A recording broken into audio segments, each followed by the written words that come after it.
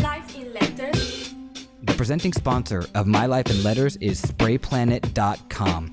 This is where you go to get everything MTN colors, be it 94, hardcore, whatever it is, go check them out. They're also the distributor of Crink products, Posca markers, and Grog inks. So go check out sprayplanet.com right now, order something, and go make your mark. But without further ado, let's get into this next episode.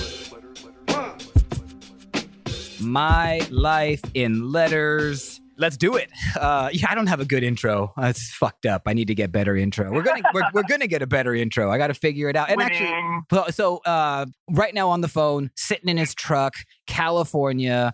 I mean, dude, for me, like the legend, man, Jabber, the White Ninja, dude. It's so great to get you on the phone, man. Be able to chop it up and talk about this thing, Graph, with you, man. So thanks for being here. Hey, man. Thank you. I appreciate it. It's cool. It's so cool, man. You know, I've mentioned it before on this podcast that it's just like this great byproduct where I get to talk with old friends and new friends and just like just chat, you know, and like pick your brain. And like, it's a real, like, I feel real lucky that I get to do it. You know, and getting someone like you, because I think like you're just so consistent, man. You've just been doing it and doing it and doing it well and at a high level for so long. And it's inspirational, you know, it always has been. Yeah. Yeah. I appreciate it. Hell yeah. Yeah. Well, we appreciate you. And so I don't have any set questions. We always start talking about like an early experience or an early interaction or intervention with lettering that got you on this path to now being this like being this like, well, yeah, I mean, you know, like we're like letter people, you know, and crafting letters daily for decades. It takes a particular type of person. And so while I don't have it takes a madman. Yeah, that's kind of true. It takes a man that's not quite sane. It's kind of true. But yes. Yeah. Although, man, you can see that not quite sane people can go pretty far in our society, which is sad but true. And you know, like, I want to just mention this because this is going to be episode 50. And what I need people that are listening to know is that we're about to do a big rebrand and refresh. We're after episode 52. That's going to be exactly 1 year of programming that we'll have done every week without missing a beat. And My Life in Letters is going to change. We're going to rebrand. We're going to regroup. The entire form is going to change. And I just want my listeners to know that it's going to change starting in a few weeks. And we're also going to take a big break. We're going to take a pause after episode 52 for about 4, maybe as much as 6 weeks. And we're going to get it back together. So you guys listening, guys and girls listening, we're not going away forever. We're just going to pause to make this podcast even stronger. But that's coming up. Right now, we got Jabs. And so how about that, man? Do you have that memory or experience you can tell us about from early on in your life, pre-graffiti, if possible, that got you interested in just the form of letters and writing and words? And you got something that jumps in your mind? You know what? I was taking notes on this because I know you like to ask questions from, you know, the 1970s and, you know, the birth of whatever concocted in writer's mind. And so I took notes. I can't find those notes, but I do have an answer for you. And it wasn't actually letters that I remember so clearly. It's actually more of an icon. And what it is this was many, many moons ago when I was a young ninja. I was playing with the neighbor girl in my neighborhood, and we were pretty young, like before puberty. I would say I might have been 10, maybe 9. I don't know, pretty young. And what we would do is we were alone a lot, you know, not a lot of parent supervision going on in my little arena. Mm-hmm. And we got naked a lot together. So when we got naked, I remember this girl's, we'll call her Lorraine for the story. No real name. So when Lorraine got naked, I remember her panties, and I'm damn sure that they were Hello Kitty panties. And so just having that like weird, like iconic Hello Kitty, obviously I didn't know what that was at that point. I just remember it was a symbol. It was a little cartoon character.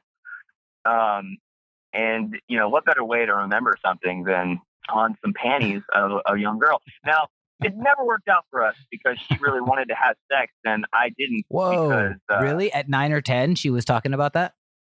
she was older than me, but she broke down sex to me, what it was, and all I knew was that you have babies after sex. So I was like, well, I don't want a baby,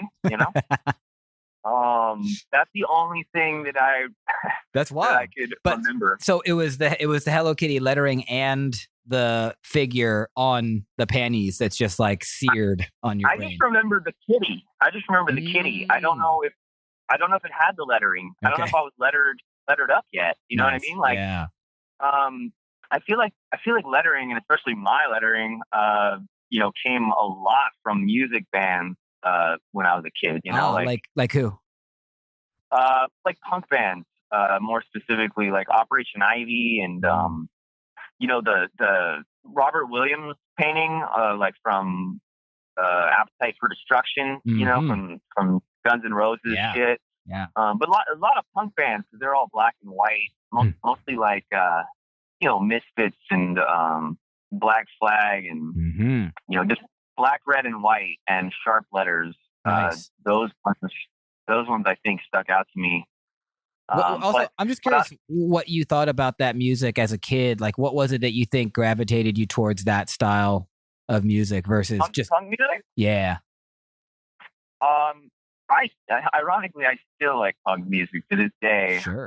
But as a kid, I think it's just rebellious. It's fast. Sometimes it's not even good, but it's good. You know what I mean? Like, you're just like, Definitely. oh, this is horrible, and I love it. Yeah. So also, I think it's I'm sorry. rebellious nature. Okay, rebellious nature. Also, you told me before the show that you were you were raised in California. Yeah. Yeah, that's correct. Mm-hmm. And so, and when you saw that Hello Kitty, you said you were 10. What year was that? Oh, man. Well, I don't want to give away how old I am because I'm almost 50 years old up with this bitch. But All right, that's cool. We don't have to do that. I was pretty young. I was pretty young, and it was definitely, God, I would say 80s. Or I guess that's aging me right there. Well, I mean, look, you just told us you're almost 50. We can do the math, okay? So that's I'm 50 years old over here, Adam. Damn. Are you really? I'm in the yard, and I'm 50. Shit, and dude. Kids walk up with braces, and they go, "What are you doing here?" Damn, dope. I had no idea. I thought you were a little younger than that. So I am. No, I'm younger. I'm younger than that. Oh, okay. All right. I'm just joking. Okay. Yeah, I'm not that old.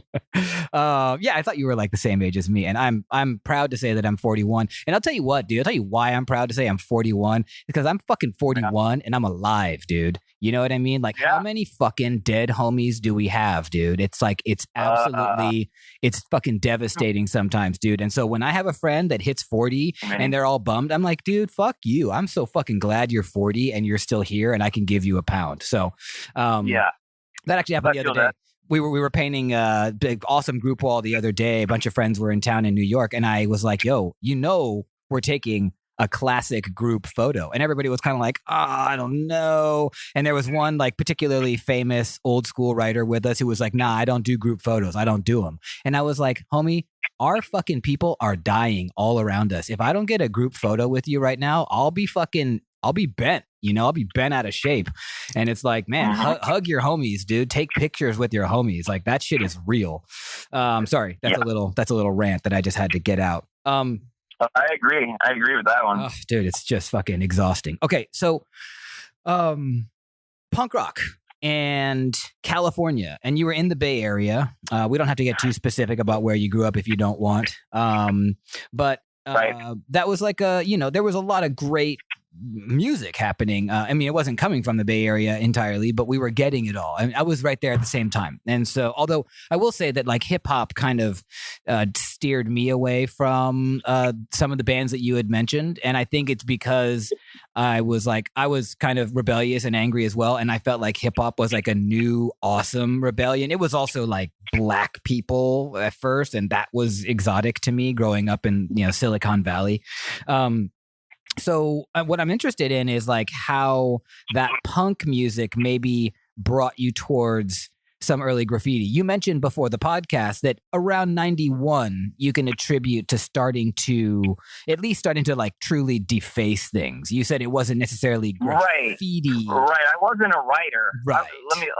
I'll get that clear. I'm not a writer at 1991. Yeah. What I am is like, a middle school kid that goes to other elementary schools and other schools and fucks them up. You know what I mean? I'm that asshole that, puts glues in the locks and then I thought it'd be funny to write my name, by it and be like, hey, this asshole did it. So I would write, I wrote Toothpick. That was my first official Toothpick. And I had a buddy named Spanky. So it was like Toothpick and Spanky on the loose. What? Fucking up your local school. Sorry, dude, but I bet you anything someone's going to start writing Toothpick now because that's just a good fucking name, dude. That's a long-ass name, Doug. But yeah, we're in the world of like neck faces and fucking no teeth. And you know what I mean? Like we're just in this weird graffiti place where it's just like, it's you could write anything now. Toothpick. And you were just like a straight vandal gluing locks. Yeah, I wasn't a writer yet. No. I didn't know what being a writer was. I was just fucking shit up. Yeah, and that shit was probably mad fun. It was mad fun. I feel like I skated and then I just did little dumb tags on dumpsters with like the tiniest Sharpie in the world. And thought that.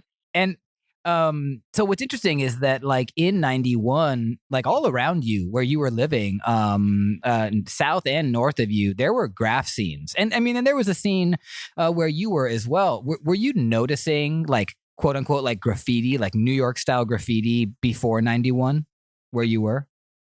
New York style, kind of.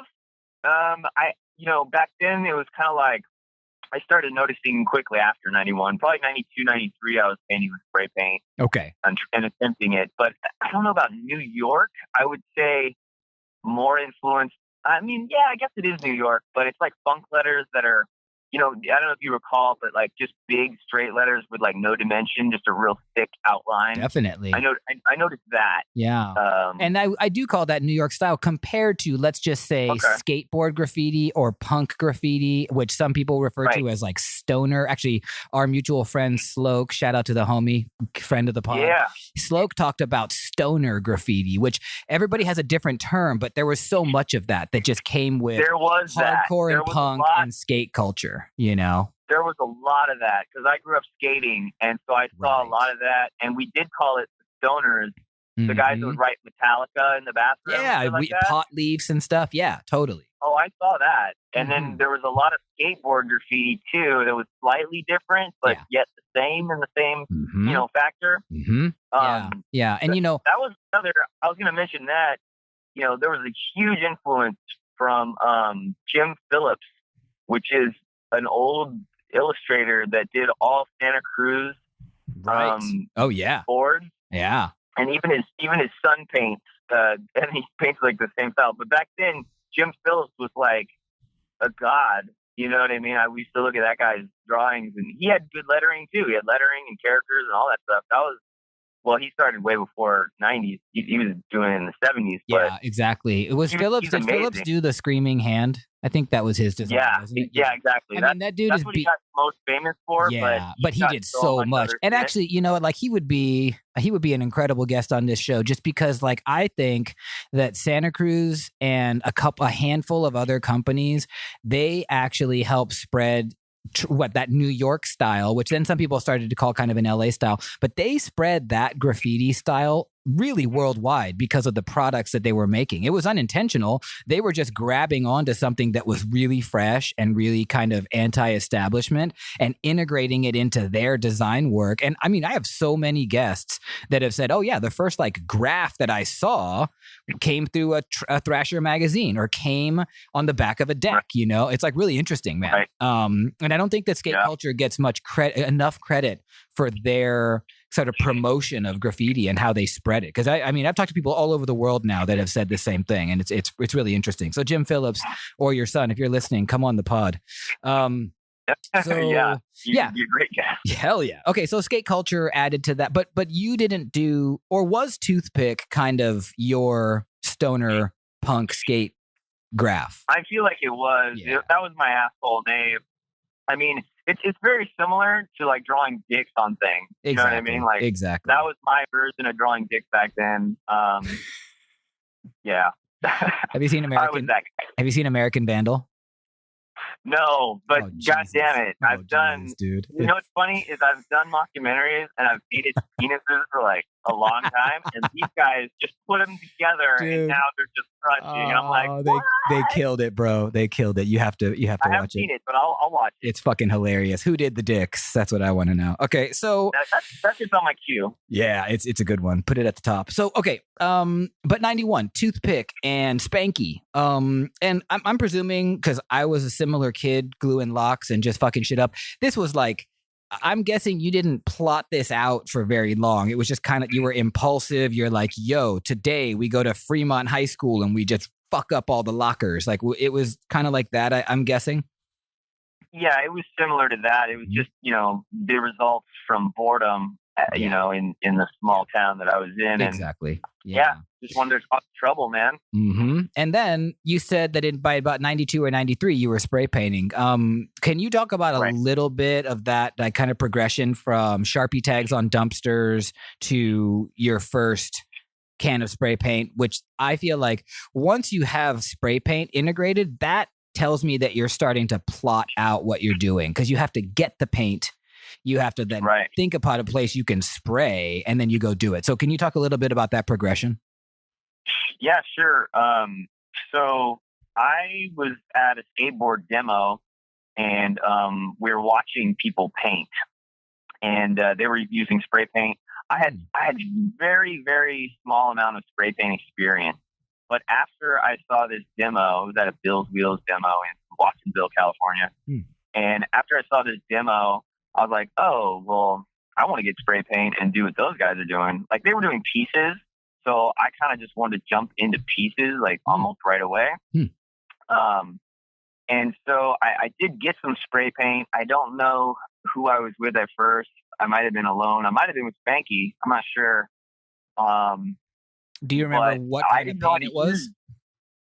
Oh, yeah. I learned to paint with Osh spray paint or Supply Hardware. Oh, dude. I loved that shit. Fuck. Oh, it's good. It's good. It was. It's not as good as it used to be. It's not as good as it used to be. But they still make their own line? I didn't even know that. They still make their own line, but they're limited on colors and the formula has changed. Do they still make those 24-ounce cans? Do you remember those big jumbos?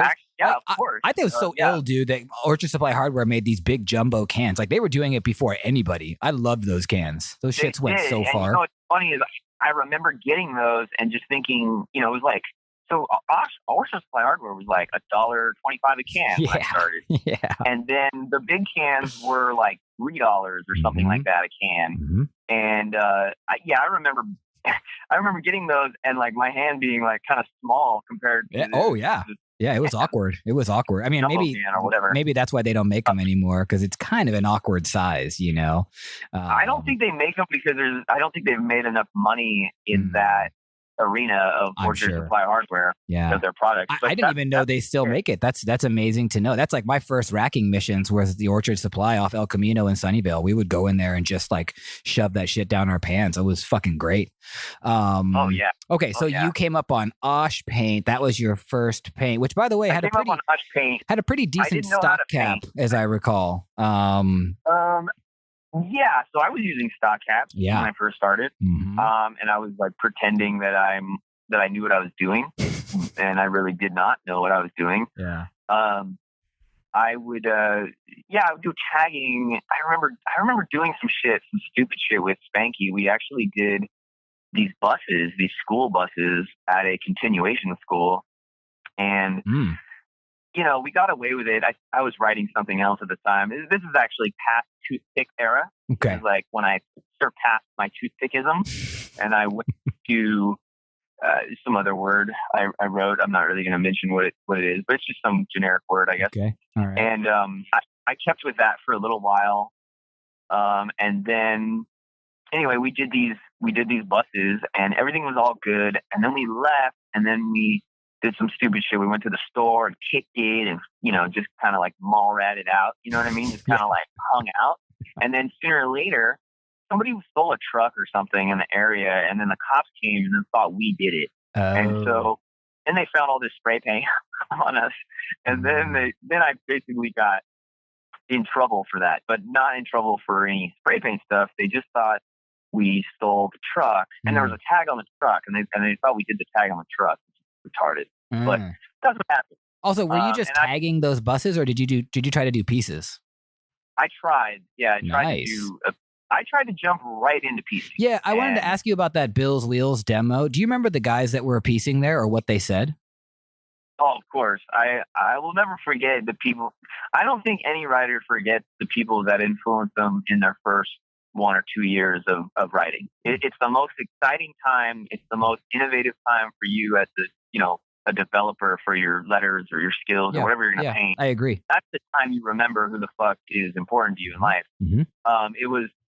There was a crew called H&R in the Bay Area. It's not the same H&R that's in Los Angeles nowadays. It's an older crew, and there's a bunch of people in it. It was Collage, Dever, Cancer, James, even Guku. I got a buddy that's in it that I talked to. I only talked to Collage and Guku, but those dudes back then were like the shit. Legends. They run their little town. Yep. And those dudes, more specifically, Collage was on that demo, as I remember. I mean, he was probably the first pieces that I saw that really spoke to me. Him and this guy, Sum had a little magazine back then. Do you remember Sum's magazine, the little black and white? Yeah, definitely. I had. What was it called? Paul Ozone? Is that what it's called? Oh, man, could be. I was just talking with a friend about how I threw out just like 5 milk crates of zines when I moved to New York in 2001, and I totally regret it. It was like a really... I didn't see the value in them and all the graph mags that I had. And then, of course, years later, I was like, why? But yeah, I remember Sum's mag. It was actually one of the first ones where I started seeing, he was showing like there was graffiti in there from right around where I was living in the Silicon Valley, which was just rare. You'd see like a King Freight, of course, but there was just like other stuff in those mags that didn't get into the bigger real magazines, right? Who just like right. So yeah, totally remember. I can't remember the name though, but I thought it was Hole in the Ozone. If not, whatever. It's just a little black and white zine. I think we've all made them in our lives at some point. We're like, I need to make a zine, and this was the first one I saw, and that guy Sum had made it. That crew was really big where I was from, H&R. So I know that I saw Collage at that demo, going back to the skate demo. Yeah. And that same day, we went to these tunnels in Aptos, and I saw more Collage pieces. And I've said this before to people in interviews or whatever, but that was my turning point where now I want to be a writer. You know what I mean? Like, there's nothing else going on in the world more important than me writing letters and me getting better at this craft. Nice. Than that day. Yeah. So that day was the point. That's awesome. And man, dude, those are some guys to be looking up to. Collage and Buku, like those dudes had really unique stuff going on. Was Collage from San Jose, or was he from the Santa Cruz area? I think he was from Santa Cruz. Okay. I mean, I don't know where he was born exactly. Yeah. But I associate that guy sometimes with some of the San Jose guys that were like affiliated with TWS.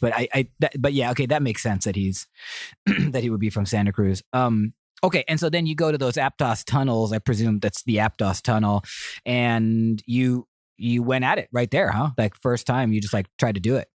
Well, kind of. I went there, and I didn't exactly. I don't think I painted that day, but I had gone back there another time. And I was painting in the wrong spots, and I was trying to jump to do pieces. And I met this dude that's really good at piecing, actually. I don't know if he's still around, but he wrote Curve, and he he kind of like came down and was just like looking at me and just like professional writers do when they look at a beginner, They kind of like look at him with like a sideways cocked dog face, like, what are you doing, dog? Like, what? Yeah. That's the look he gave me, and I was just like, yeah, I'm painting a piece right here. And my piece was just the hottest garbage you've ever seen in your life. But he was super cool to me and nice to me. I met a few people that were nice to me in those tunnels, considering there was a lot of fucking kind of egotistical asshole writers back then. Yeah. And a lot of people just wouldn't talk to you. You know what I mean? You'd be like, oh, hello, what do you write? Or whatever. And they'd be like, yeah, I write fuck you, homie. Yeah. Fuck you. Like, fuck you. So the people that are nice really stood out. I remember Moby talking to me and giving me a fat cap, and I'm just, oh, fat cap, yeah. Nice. You know? Damn, dude. So there were some nice people, but they just didn't come out very often. Yeah. Okay. And you don't want to tell us what you pieced that day? What name? That day I pieced True. I think True 1. TRUONE Nice. is what I pieced that day. And were you using like multiple colors of Orchard Supply hardware? Did you have like one color? Do you remember? I had at least 5 colors, and I don't know if I used them all, but okay. I like I said, I tried to jump right into piecing before you do, tagging, bombing, straight letters, rounds, whatever. Okay. Shit. I tried to jump right in. And that's why you said it was like a hot mess or whatever you said it was. I wish I had the picture. I probably have the picture somewhere. If I have the picture, I'll find it and give it to you. And send it to me. Yeah. Well, no, I mean, I probably won't laugh because it'll be like what I was doing in 1992. I mean, it was like ridiculous. It was silly what we were trying to do, but that's okay. Maybe. But I have a feeling. See, listen, I kind of evolved a little bit slower than other people. Okay. So I think the laugh is fair to say that you're going to give. Okay. So then, okay. And then how did things like progress? Did you realize that, maybe I should like pull back a little bit and get like a nice tag and like work on like a bubble kind of softy layer? Yeah. Pull back a lot. Yeah. And so I pulled back a lot and I just drew in a book all the time. So so when I got to high school, like freshman, sophomore year, I had met a guy from San Jose that wrote Shaper. And he was one of my close friends, and so I get a little emotional. He's dead, so Shaper's not around anymore. But he was one of my close friends, and we started writing together. And I practiced in a tunnel by his house, and he was really good. He was already a writer, and he had soft throw ups and tags and all that shit. So he kind of explained that I need to pedal back slightly and work on that, which I did. How'd you meet him? How'd you meet Shaper? So I met him through other 2 guys that actually kind of got me into graffiti in high school. I don't know what they wrote now because they just changed their names all the time. Their name was Rick and Chris. So those guys got me into it. I think Rick wrote Nabs, and then I can't remember what Chris wrote. But was Shaper... Somebody honking over there? Yeah, someone's honking at me. Shut up, fuckers. Are you in a car too? No, I'm just in my loft. On my loft in Bushwick, and I just have windows. Like I'm on the 3rd story, but I still you hear the truck. Okay. So let's see. But Shaper was probably the more established writer of the group. Yeah, he was way better than those 2 dudes. But those guys kind of got me more into it a little bit because they were skaters. And I had wrestling with Rick, and we hung out a lot, so they got me into it. They introduced me to Shaper. Shaper was writing for AOT out of San Jose, real established pretty big crew. Yeah, hell yeah. Yeah, they've been around for a while. Definitely. And so, would you say that Shaper mentored you? I would say a little bit. I don't know if he like kind of. It wasn't the mentorship where it's like you're going to do it like this kind of mentorship, but it was definitely a mentorship where he was clearly better at artwork than I, and I would learn a lot by just watching him and just sharing experience with him. I think the first trains I did was with him. So yeah, I mean, you could call it a mentorship. Yeah, and I'm just interested to hear it because we don't. There's no system in place anymore for that. Right, right. Yeah, it's not like Wild Styles or Style Wars where, you know what I mean, where men is like being mentored by a big. Yeah. Like we were the same age, so so there's a disconnect there. And Yeah. also I was such a rebellious kind of a dick kid, like real aggressive kid that I don't know if I could have been mentored, in a theme where I would like listen to people. I was like not a listener, you know what I mean? I was a doer. Even when it came to something like going into a yard, because I think I was a similar way, not much of a listener, but when Jace took me into the, Fruitvale train yard for the first time, like I just watched that motherfucker like a hawk. I stepped everywhere his feet went. I did everything he did because I didn't know what the fuck I was doing. I didn't know where the bull was going to come from or where to hide. Jace knew it all. Right. So like I always credit him with mentoring me in a lot of ways, but especially in I the got yard, you. Yeah. So well, the thing is Shiver moved to my town, so he didn't know the yard like that. Okay. But so we were kind of experiencing it together for the first time, I'd say. Nice. But when it comes to like letters and skills and style, yeah, dude, that guy was just on point. You know what I mean? He was so much more advanced than a lot of writers back then. Okay. Yeah. I'm interested, since you brought up Style Wars, like, because you had also said that you went and got a book and you started sketching and book all the time. Did you see the influences coming out of the East Coast or other cities other than the Bay Area at that point? No, not at that point. At that point, I only knew, what Frisco had to offer, and it was like, obviously Twist and like a Maze and, some of those old guys that were bombing back then. Would you go up to the city time to time? Oh yeah. Yeah. I went to the city. I remember in 1994, I used to go to these raves because I would buy these sheets of acid and then slang it at school. And so I went to this rave and I was like, so close of stealing something that Twist had done. Twist had done these, those red boards that Twist did back in the day. He had like all these red boards. I don't know where they were from or whatever. In fact, this party might have stole it from the street. I'm not sure. But I was at this rave and I was looking at this Twist character, and most of my friends didn't know who that was, but I definitely knew who it was, and I knew the importance of it. And it was just a character, a black and white character on a red thing, and I was like, I could steal this right now. I mean, I didn't know that it was going to be of value like it is now, probably. Yeah, sure. Yeah. But at the time, I was like, I kind of just want that in my room. It's like a teenager kind of thought. I was like, I want that next to my Dead Kennedys poster in my room, and I'm going to steal it. But you but didn't. I didn't steal it. Okay. All right. But I was on some drugs that night, though, so I don't know. Yeah. I mean, 94 was a good era to be tripping on acid in San Francisco. Right. And yeah, exactly. So you were doing that. You were traveling all the way up the peninsula to get to the city, which is at least an hour and plus commute from where you were living to get to San Francisco. Would you go up there to go bombing in as early as 94? I don't think. No, not really. Okay, it was mostly you would go there for parties. There. I was just going there for parties. Maybe I'd catch tags, but not. I wouldn't consider what I was doing that much of a bombing and right. You know what I mean? Like here's the thing.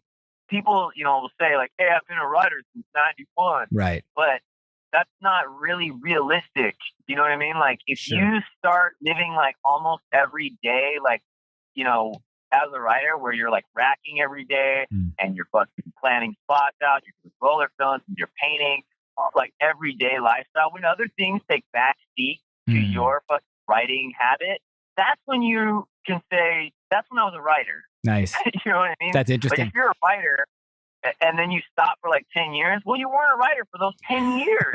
You know what I mean? That's 10 years, bro. I hear that. It's an interesting, I love hearing people's definitions of that stuff. My default now from doing this podcast goes to Scheme from the, 3 Yard King. And Scheme told me on this podcast, he said, when you learn the rules, when you understand the rules of this game is when you're a writer. Right. And that's really interesting to me. And I agree with that because like That makes sense. I was tagging shit in 88, 89. I had no idea the rules until I moved to San Francisco for high school in 92 and started bus hopping. And then I very quickly Right. on the fly had to learn all the rules. And so that's why I credit 92. And I think that's totally right. And what you're saying, when it becomes a daily operation, when it is like you are living and breathing it, absolutely that makes you a writer. And true, people that take breaks, you can't really count those years into your years of painting, you know? So, No. okay. And so then that's a good question. When did you then really become a writer? Because it wasn't 94. Was it 95? No, you know what? I consider basically 90, you know what? Maybe 94, definitely 95, because I was living on my own and all of a sudden it was just an everyday thing. And that's all I cared about. A lot of things took the back seat, you know, like relationships, Yep. you know, snowboarding or whatever extracurricular activity. It just took side position, side chick status when I was thinking about graffiti. Graffiti was like my new, you know, addiction. Yeah. Yeah. And so in 95, were you still living down in the South Bay area?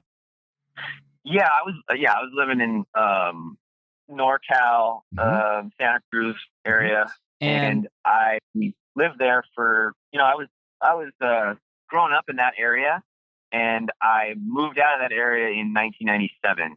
So, and that's when you went to Seattle? Yes, I moved to Seattle in 1997. And so just to go back to 95, because I think like 95, 96, I think we were talking about this before the pod. I think that's when we met somewhere at some party, some house party in San Jose area. At least that was my recollection. And you said, oh yeah, I used to go there a lot. When you would spend time in San Jose, were you painting walls? Were you, because you know there was like a handful of like chill spots in San Jose, and there were of course train yards. What were you doing in San Jose in 95, 96 era? I was painting Kurtner Wall, which is a legal wall. Yep. I was painting the Santa Clara Yard, which is a big train yard.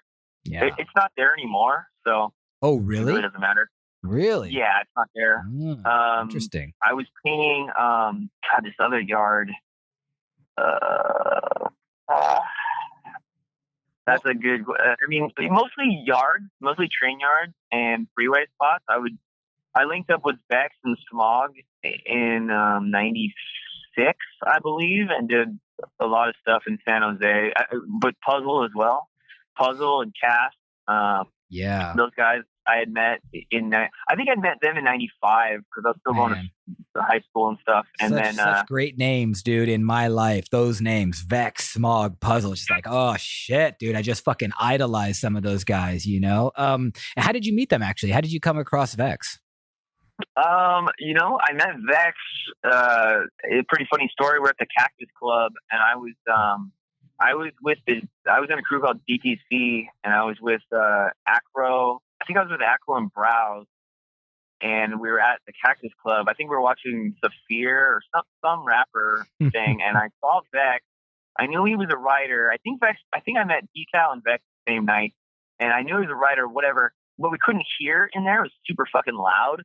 So I wrote it on a piece of paper, something like, "You want to go bombing after?" Like it was very like high school pass the note to the chick fucking status. That's awesome. And so I handed him a note or whatever, and he read the note and he just kind of laughed and whatever. He was younger than me too. Like I don't even think he was old enough to be in the club, but he was in there. Nice. And I don't think I was old enough. I mean, it must have been an all ages show. It was probably that. Yeah, there was a lot of. Yeah, it was an all ages show. But I think he was real young. I think he was 15 and I was 17 or 18 and 16, something like that. And I gave him a note, and that's how I met Vex. Nice. And then he introduced me to Smog later on because that was his little bombing partner. And I'm sorry, who put you in DTC? Let's see. I believe, Acro and Browse, I feel like I hung out with the most back then. So I would say Acro. It was like a crew that this guy Crete 85 started in Gilroy that actually technically didn't even start. It actually came from LA originally. Yeah, I always thought DTC was an LA crew. So that's I didn't know that there was this like maybe Gilroy connection. Like that's interesting. Well, you know what? It's super weird because I know there is a crew DDC in LA, and I don't think they have anything to do Oh, with really? The same? the Gilroy one, and it's super weird, and they can be upset about it all they want, the LA guys, but they used to post like whole cards that I did of DTC on their page. You know what I mean? And just be like, yeah, we're fucking rocking. And I would hit them up. I'd be like, that's cool, but I did that, and we're not. Anyway, it's weird. It's like politics or shit. Yeah, of course. But the origin that I'm telling you is my history. You know what I mean? It's my knowledge and my growing up. And I wanted to get clear on DTC because that seems to me to be the first kind of legit crew that you were in. Am I right about that? No, I was in another crew before that, but it was really just me, Shaper, and this other guy, Merge. So it was only 3 guys. I was in a little crew before that. What was that called? And then that was BMS. BMS? That's correct. What'd that stand for? Bending Minds and Souls. Nice. Awesome. There was a bunch of meanings, just like every crew. Sure. Yeah, of course. But I had met Chris and Acro and I think Emer at a show in Santa Cruz, and I took them to go paint some spot, and then I started painting a lot with Acro, train yard out there, a lot of trains, and then I'd go to Gilroy, I'd paint with them, and so it just kind of became natural that I would be in their crew, and but that crew, I would say all those guys were influenced by Cree 85. So Cree 85 was from LA, and he brought it over there, and then kind of like just, it kind of flourished from there. Yeah. And I mean, I know you wrote DTC for a long time. And you actually told me that 2007 was sort of like around the time when you stopped writing crews. But so I there you go. 2007. I wrote KYT and DDC, and then in 2007, I mean, I'm not getting into all politics, but basically, I'm just a solo artist now. You know what I mean? Yeah, I mean that's super legit, man. And I think a lot of people that have 20 plus years in this game, it's like your crew. I mean, I'm sure you're still friends. Like you like stay family. Like I write BA because those dudes are like my cousins. I don't need to write BA on the wall. I don't. It's like I just they're just like there's like family. And so I want to keep pushing forward because I think it's interesting now in this 95 era where you're just like gangbusters, just like all in on this graph thing, racking, painting, plotting it. It's like what you think about every day. And then maybe talk about it a little bit. Like 96, I'm guessing that's a time when you start thinking, oh, maybe I should move, because you said you went to Seattle in 97. What was it like those like, let's just talk about 96, 97. What was your sort of like daily diet of this graph? What did it look like? Well, a lot of trains. That's when I first got into trains a lot of bombing, a lot of city bombing, but I was in a smaller area. So like I had to do a lot of cutty stuff, like, trackside and shit like that. I actually was painting a lot with Clown from Fifth Crew back then. We would go do a lot of rollers. I think there was a stint where months we would just do like what Revs does, just do roller tags. Nice. And we go to all these cutty spots and do rollers on the floor and rollers on the, as high as we could reach, and just roller it out. But that city where I was living was just too small. And I had, I don't want to get into details, but I had got wrapped up in with the law for a little while, and I had to do a stint in jail for a while.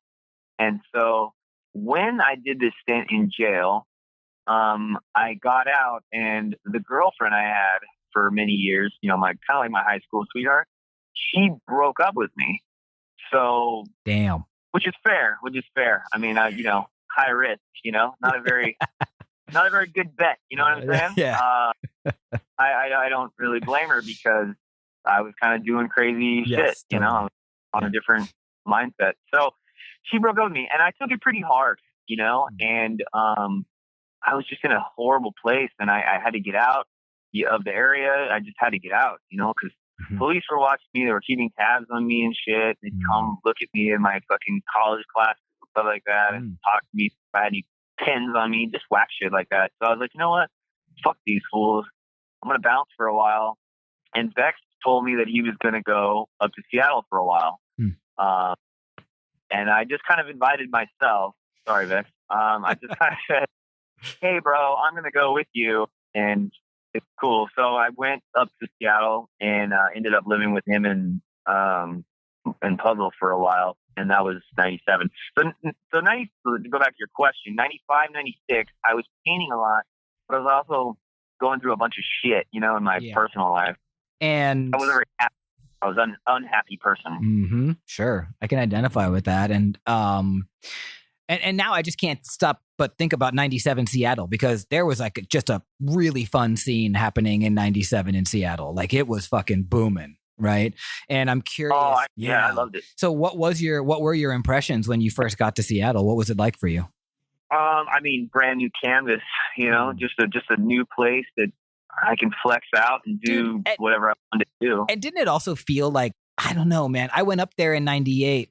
I just felt like I could get the fuck over on that town so easy. Like, compared to San Francisco, definitely, where it was just much, much hotter in San Francisco for me, my experience. And I went up to Seattle and I was like, oh my God, dude. Like if I could have spent time there, I felt like I could have just kinged that whole city in like a couple of weeks, which is probably not true. But I felt like it. I felt like I could just get over it. That's an operative word, kinging things, but because the buff is so strong there at that time. I think you could definitely get over a lot more than you could in Frisco at the time. Yeah. I don't know. There was less writers in Frisco in Seattle at the time. And then the Seattle writers were a little different. It was a separated organism. It was like the piecers and it was like the bombers, and they kind of just didn't mix too much. You know what I mean? Which kind of made us stand out. Me and Vex did both. And so we started doing both. Also, I wasn't very good at piecing when I moved there. So what I did was I practiced at the legal wall in Lake City every weekend, because I was aware that I wasn't good at piecing. You know what I mean? I was still bombing. I was still doing straight letters, and I needed to be better. Oh. So I practiced. And we didn't even get on. Were you writing Jabber yet, or not yet? Yeah, I was. Yeah, I didn't get to that. So what year was that? The first jab I ever did was in a tunnel that was by Shaper's house, and that was 90. It was it might have been 93, but it might have been 93 that I did the first jab. I was writing something else before that too. So you went from Toothpick and a couple other weird names, and then you landed on Jabs? Yeah, I used to box every day after school. My friends would come over to my house. I had boxing gloves, and I would box with them, and and in a roundabout way, Shaper kind of just. I have good jabs. I had good jabs at the time. You know what I mean? I would get more points from jabs than haymakers. So. That's kind of like, it just kind of formulated right there. Nice. Shaver had something to do with that. I don't exactly know if he per se named me, but he definitely put it in my head. Interesting. So that's kind of where 25 years later, still writing Jabber. That's fucking dope, man. I know. Weird. It's wild. So, okay. So you were, those years, that 95, when you went all in, you were writing Jabber. Yeah. Jab. And Jabs. Yeah. And you continued that. You go up to Seattle, and now you're with these guys. Also, you mentioned that you got into KYT. Was that something that happened immediately in 97? Did it take a while? What's that story? Man, that's another one that kind of invited myself into that party too. I think you're getting like the flow of how I operate. Yeah, now I understand the pattern. So basically I was still living in the Bay, and Vex had started KYT, and I don't know if he really started it to be like a crew. I don't know exactly his intentions. I've never like sat down and picked his brain. Maybe you should interview him if you can get him on the phone. Fuck, would love ask to. him about Kidding? what the hell he was thinking. But he started it, and I think Puzzle was close to that too in the beginning, and they just started writing this thing. And I remember specifically, I was talking to one of them on the phone, and I was logging on the train tracks, and I'm like, "Oh, you guys are writing this? Well, I'm writing it too. Then I'm writing." So there was no initiation. I think it was fine. I feel like we were close enough friends that that's okay, but maybe it wasn't okay. I don't know. It must have been okay, dude. Yeah. Yeah, I think it was okay. I mean, back then I was a powerhouse of fucking motivate. You know, like I would motivate people to paint and kick it and do shit every day. I'd be like, "What are we doing today? What are we doing today?" You know, like I'm really on top of my game. Awesome. You know, in the '90s. So yeah, they basically, I was powerhouse into that one. So, and that was also like right when you got there, like 97? That was before I even moved to Seattle. Oh, interesting. Wait, Vec started KYT in the Bay Area? Yeah. Fuck, I did not know that. That's dope. Yeah. Interesting. Well, I think at that time, I'm pretty sure it was only a few people. Mm-hmm. And then I think Puzzle had put a couple people in Seattle. He put Rain in. Mm-hmm. And, I'm not sure.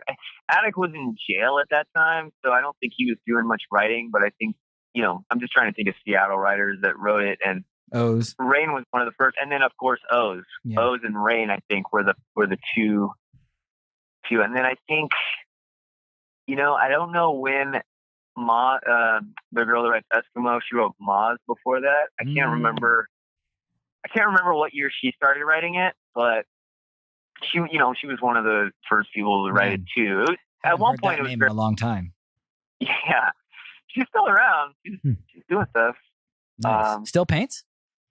I believe so. Cool. Yeah. I mean, I've seen some new trains. Good to know. That's awesome to know. Yeah. And KYT, when they came down to the Bay, like I was really, I just, befriended. I don't even know how I befriended O's, but like, it's just like such a fresh feeling, they brought something new to the table for me, and I was like really kind of enamored with what KYT did, how they did it, and some of the like, now I like the ethos behind them. Like I wasn't thinking about their like values back in the day, but then like now I can look back on and be like, oh shit, those dudes were like kind of like socially aware, and I wasn't. I just wanted to fuck shit up, and I was just a knucklehead. But those guys had like bigger thoughts, and like and Oz was like the guy I hung out with the most, and he's just like fucking stupid smart, always was, and I always like kind of felt like a dumb person next to him, but like I felt like he made me smarter too. So it's like I just decided to kick it with him as much as I could. Well, you felt dumb next to who? Oz? Yeah, he's fucking super smart, dude. Yeah. It's like fuck, dude. He's like Mensa smart, I think. And like it's very intense because he looks hella smart too. You look at him and you're like, "Dog, you fucking smart motherfucker, aren't true, you, dog? Dude. Yeah, you smart. Yeah, you can do my account anytime, homie." Fuck, man. Shout out to that dude. I just saw him in like when I'm on the podcast, and I don't think he'd ever come on the podcast and talk graffiti, which really makes me fucking sad. He's a really cool guy. He is. He's definitely different. When I met him, I was like, wow, this guy's not like other writers. I came from an area where egos were fucking huge. Yeah. And meeting someone like Oz and he's just kind of humble. And also at this point when I met him, he wasn't really doing all the crazy shit, yet. Okay. Like, and when I say crazy shit, I mean like tarot cards, fucking devils with dicks and chains. Yeah, just like the most badass, fun, wild stuff, dude. It was so fun different. Stuff. Yeah, he was still doing kind of like, like throw ups that are kind of like little happy faces. He was like on the verge of that when I had met him. Nice. Nice. And he hadn't done a lot of graffiti, I feel like, when I met him. He was a college kid. And he just blew up. I think it really inspired him to move to Frisco and get the ball rolling in that whole direction. Yeah, and you said I think you said that like you went up there in '97, but then a bunch of the KYTs came down in '98 to Frisco. Well, he did. He moved there. He was the only one I think that's ever lived in Frisco from KYT. Yeah, I think. Later on in life, 20 or 15 years later, Jag lives there now, but. Back then in the '90s, he was the only one. We would just go visit him. Interesting. Yeah, and I know a lot of guys came down to visit because KYT was doing their thing in the Bay for a minute, a hot minute out there. Okay, so 97, you're in Seattle. And you had mentioned that the buff was like pretty intense, but that didn't seem to stop you. You guys were just all out doing it. In where? In the Seattle. Bay or in Seattle? Yeah. Oh, in Seattle. Man, Seattle was probably some of the best times in my life. You know, I mean, it was, like I said, it was an open canvas. The rack was so fresh. You know, like you could rack almost anything you wanted.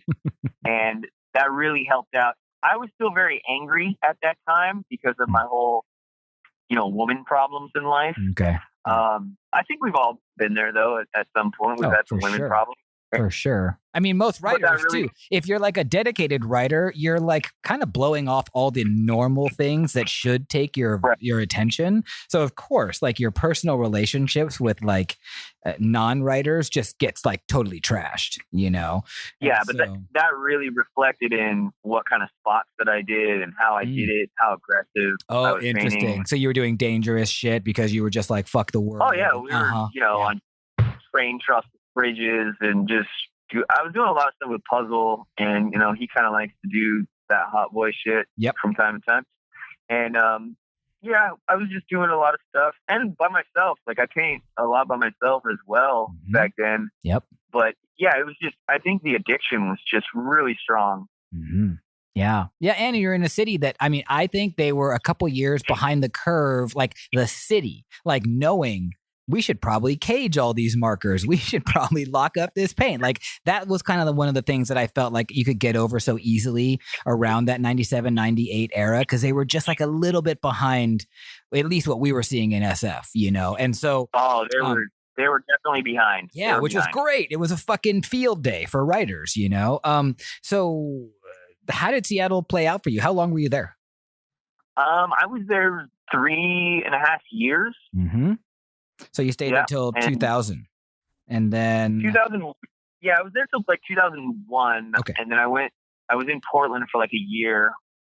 And then I moved down to, right now I live in Southern California. Mm-hmm. So, and I've lived ever since. And like, what was your, in 97 or 98, when you like get settled in Seattle, I'm like curious, like, would you go up to like BC to go paint? Oh yeah, man! Talk about behind. The Vancouver, right? Vancouver was so behind. They weren't doing, like I remember going there and they didn't have scribes. You know what I mean? Like, so I would try to capitalize on everything that they didn't have at that time. So I was like doing hangover tags and roller tags and like, I don't know if you remember if you put a stock cap from a Krylon can. No, I'm sorry. A stock cap from a Osh can onto a Krylon can, it became a spitter tip, which would be like a rocket tip. Yeah, definitely. So I was rocket tipping the fuck out of Vancouver. Nice. And no, don't get me wrong. They had a lot of graffiti there. In fact, when I went there was a dude that I've never seen one writer up as much as I saw this guy Zeus, Zeus, up in Vancouver. And he was just on every fucking corner. It was actually retarded. It was kind of like you might have been on like a movie set, and you're like, yeah, the same artist, all this. Yeah. That's how I felt Zeus was up. But just behind in like tricks. You know what I mean? They didn't have the tricks yet. Yeah. And they're a little bit behind there. And I've gone up there a few times. I'd always went up there with some girl. I'd always pick some girl and make her go bombing with me and shit like that. So that's how I got past, the border, because I feel like they're really Nazi about letting people in. If you have a record, dude, they just don't let you in. I've been denied twice, since the early days. I'm at sad. I want to fucking go there. I hear that, dude. I'm at the same place. I actually, because like, I forget when I went to see Wars, Scotty Wars up there many years ago, and I went through customs, no problem. They were like, oh, go to immigration. And I was like, oh, okay. I went to immigration and they were like, have you been arrested? I was like, yeah. They're like, how many times? I was like, I don't know, like once or twice. And they're like, sit here and wait. And they were gone for like an hour. And then they come back, dude, with just like this stack of papers on me. I had no idea. I didn't even remember half the times I'd been bagged, apparently. And they were like, you've been arrested 6 times for vandalism. And I was like, I thought it was twice. And they were like, what are you doing here? I was like, I'm going to see my friend. And they were like, nah, you're going back to New York. And I was just like, oh. And they ultimately let me pay for this temporary residence permit.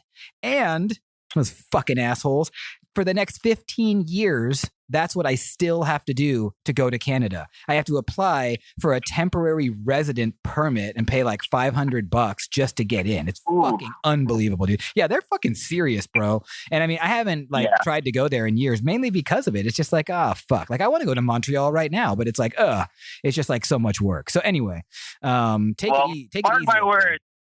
I'm going to figure out a way to get there eventually because I do like it and I do miss it. And I used to go quite a few times. I think I went 4 times. Dude. And I'd do anything to listen to Trudeau talk more than this piece of shit that we have in Washington right now. You know what I mean? So I'm like, yeah. You know, young leadership that's actually a leader. Like that's enticing for a lot of people. Okay. You had said that in 2001, you moved down to Portland. But I don't want to like gloss over like 98, 99, and 2000. Cause I mean, those must have been just like, I'm guessing they were pretty epic years for you because I'm just guessing from knowing your timeline that you probably found like a bit of a sweet spot in your graph. Cause I remember seeing your stuff in 98, 99 in like magazines or wherever I was trading hard copies with people. And dude, you had like, your style was pretty set, at least in my opinion. Was that true for you too? Well, thanks for saying that. I don't, I don't know if my style was, I don't know. Here's the thing about magazines, and I'm going to give a shout out. The first magazine I was ever in, I think Muse and Retro put me in their, local Bills Wheels magazine, and it was either called Huffer at the time or Phantom. I don't know if you remember Phantom. Huffer was Giant's zine, I think. Well, that's why they changed the name because of Giant. Interesting. Okay. Yeah, before it was Phantom, it was called Huffer. Okay. And I don't know if they. Okay. Yeah. Yeah, I don't think they put me in that one. They put me in the Phantom. Anyway, that was the first magazine that I'd ever been in, and I was happy. I don't know if that was 98. I think that was 96, maybe. I think it was 96. But anyway, later on in 98 or 99, what happened to me is I was practicing a lot. I was painting a lot. And then all of a sudden, I just started doing a lot of Euro-looking stuff. And you probably won't see too much of those in magazines because a lot of people didn't like it as much as I liked it. But I think the magazine, Graffitism. Do you remember Graffitism? Oh, yeah, definitely.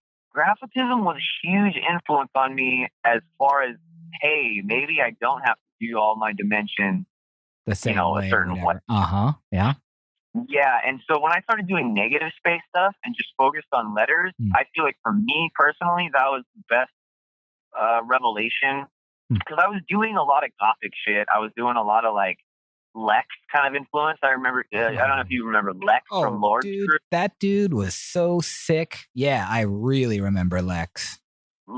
And I mean, even some of your old stuff, I remember kind of like being bar heavy with sharp edges. You know what I mean? Like just that kind of stuff I was really into. Nice. I just remember, certain people like Lex, and then of course Dream. Like Dream had some stuff that I fed off of back then, and I was really doing a lot of that stuff until I'd say 98. And then 98, I started going off in a little bit different direction, doing negative space stuff and not doing dimensions. And to this day, I feel like I still like that stuff a lot. But every once, I don't know. I try to change up my style. So I try not to do like stamp all the time. Yeah. And you don't. You always come. I feel like you usually come with like a new kind of thing. So, which is hard to do. It's hard to do, man, with the same tag. It's really hard to do. Yeah. I heard the new hot shit is doing neon signs. I heard. Yo, man, anybody listening, don't do neon. Fuck that shit. Leave that to the pros. No, I swear to God, last night I'm chilling. I'm on a project right now with Aware, and Aware is like, yo, everybody's doing these neon signs right now, and I'm like, oh, that's Fuckers. so funny. I'm doing an interview in the morning with my buddy that's what he's doing. He's doing a lot of good neon signs, you know. And he's like, you know what? I feel like neon signs is the new embezzle. Oh Or, no. like, you know how like embezzling was Yes, like popular yes, 4 yes. years ago. And I was like, and he's like, there's your meme Monday. Because sometimes I do these meme Mondays. I come up with some smart ass shit, and I was like, that is my meme Monday. I'm gonna steal that. Neon signs is the new bevel. Yeah. Oh man, I should actually take a second to say I know I'm not the first motherfucker to do neon. Okay, like I had someone write to me. No, the other day. I know, but you do it good. Thanks. And I'm just, I only know of a couple people that do that, actually. I don't really look into it that much. I don't either, but you know what's happening now is that people DM me almost every day some new jack that's doing something neon. And I mean, dude, I'm like, yeah, it's great, you know. And there's like some dudes like Voider and that dude Muralist. There's a few people that just slay the neon. Yeah, anyway, whatever. Who's the guy you mentioned? Who's the guy you mentioned? The second guy? Well, there's Muralist, who he's at Muralist on Instagram. He uses this name Straker. He's from Australia. He fucking destroys. He'll do like these really beautiful scenes. He actually did right in our neighborhood. He did The Last Supper, but everybody's neon, and he did it with crazy detail, dude. It's like super dope. And then there's a couple guys in Europe that like really do it well. Anyway, Meme Monday. Anyway, I haven't graduated to that yet, but I don't think I'll ever do that. You know what? I don't waste your time. Of doing 3-dimensional pieces, you know, like I always remember looking at Damon Hesh and going, I wish I could do that. Yep. But I never, attempted. I wish one day I do, but God, they do it so goddamn good. It's like embarrassing to try to do something like that. Yeah, it's true. You know. Actually, speaking of trendy fucking shit, I tried for the first time. I tried the balloon shit. The balloon. Like the Mylar balloon. Yeah, there's a guy that writes huge. He does balloons. I think he's like one of the main guys that do it. You know the what is it? Metallic balloon. Yeah, it's Mylar. It's like super super shiny taut balloon with like the wrinkles. It's actually. I mean, I first saw that with that dude Pan. I don't know how you say his name. And then a lot of people have been starting to move towards it. So you did one, huh? I just did one. I did my first one yesterday, the day before we worked on this. Cool. DACA production. What indie class project? What tones? Like were they silvers or golds or colored or? I wish they were silver, but they were red. Oh, because, I mean, dude, that's dope, man. That's what the creative director wanted, red. Cool. I wasn't the creative director. I was taking orders, so that's okay. I was like, yes, sir. But it came out okay. It's not the best, but it's not the worst. I'm going to develop that one a little bit more. I think you should. And, I'm interested in that because 25 years of writing the same name and let's say you're doing it in a traditional way of fill in and outline and 3D and double outline and stuff like that. Like, it's nice, dude, to push out of that comfort zone, it's one of the things that's making me want to do the neon work is because it's just, dude, it's dumb simple. I'm the first one to tell people it's not hard. Doing script is hard, and for people that make script, that shit is a science that I am not a scientist at yet. I'm learning how to do nice script, but it's out of my comfort zone. You do it pretty well. Thanks, I think you do it pretty well. I think it's probably not hard for you coming from your background, but I'll bet you it's hard to some people. Like if you can't do a good script, a good hand tag, or whatever right off the bat. That fucking style is going to be pretty hard. It's true. You know? And what I will say is that now, I'm sharing a studio now with that girl Dirty Bandits, and she's like a sign painting just gangster. And so I look at her work and it's like italics, dude, like always having your italics at the same exact angle. That shit is fucking hard. And I am nowhere near getting it right. So I'm working on it. But I mean, I think the point was outside your comfort zone, that's important to do if you want to keep progressing. I was talking with Wayne a couple of days ago, and Wayne is doing this bugged out shit right now with no outlines and just like crazy colors, and it's all mashed together, kind of like his canvases. And I was telling him, I was like, dude, that is the shit right now because it's progress, not anybody, but almost any idiot can do a dope fill with an outline and a double outline and highlights, like almost anybody. But it's like to be able to get past that is I think an important thing to do. And so you doing balloon shit, I can't wait to fucking see it, dude. That sounds dope. Well, I don't want to hype it up that much. It's not that good. Okay, fine. It sounds terrible, but I can't wait to see it. Well, and check it. Like our time is like really up for this interview, but you had said something. You were like, "Oh, I did this thing with Aware," and so I've seen you do several projects with the Aware in Decline squad. And you just did a DACA project. Right, that's the one that we just finished. The video will be out probably in the next few days. I don't know, or maybe a week. I don't know. Okay. Yeah, it'll be out. And can you you say anything about the project? I mean, it's a pro DACA project. I presume. So it's a 3-person project. It's Street Bandit, which is the guy that I did the Ku Klux Klan stuff with. I did the Ghostbuster, and he did the Ku Klux Klan member on fire. Oh, so, yes. So that guy is the creative director on this little project. It's him, me, and Aware, and I did the lettering. And it's going to be it's like an It theme. It's DACA, so it's Donald Trump dressed up as a clown holding these balloons, and all these kids in the background, like representing the Dreamers, the whole DACA movement, whether they're going to allow these people to stay in the United States or not. I don't know, for my listeners that aren't aware that right. DACA, is a system put in place to protect over, almost 1 million human beings living in our country that are not, they entered illegally as children. So they have this deferred action. And, this fucking cocksucker is trying to follow up on his initial, campaign promise of, kicking them all out. And, for those that aren't aware, imagine you being kicked out to a country that you know nothing about and don't even speak the language, and you're going to be deported there. It's disgusting. So thank you for doing that project. And you said it's going to come out in a couple of days? I think it's going to come out I can't, because I'm not editing it. Okay. So somebody else is editing it. I would say within a week, though. Okay. That'll probably cool. Be up. Just follow the In Decline stuff. Yep. If you already followed it. Yeah, we will. And it's important work you guys are doing, and so I thank you, man, for doing it. I'm also interested if you have some other projects or things on the horizon that you want to tell us about.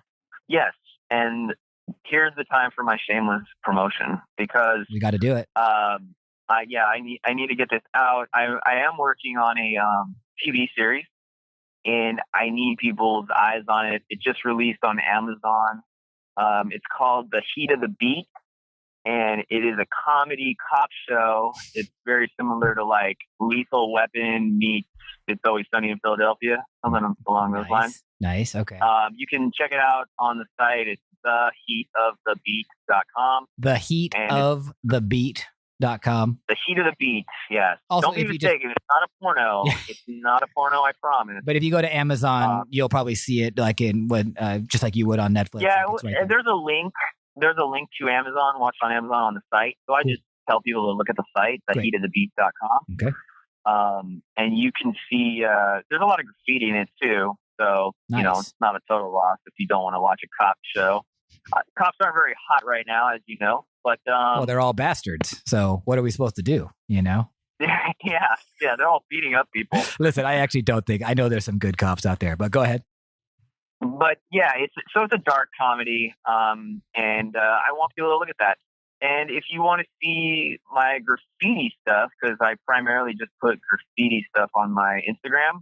My Instagram is Ninja Graffiti, all one word. At Ninja Graffiti. Okay. Dope. Right. And that's mainly just graffiti. I don't really put too many murals on there. I just put dirty shit. A lot of trains. And meme Mondays. Yeah, I'm working on it, man. It's hard for me to get a meme every Monday, but you know what? This meme Monday, I think you know what's going to happen. I guess, something about neon and beveling. I mean, I look forward to seeing it. Yo, man, it's been a good one. This has been a great talk. Yeah, man, I appreciate it. Thank you for taking the time to listen to me. You know what? And I didn't even talk about drawing dicks.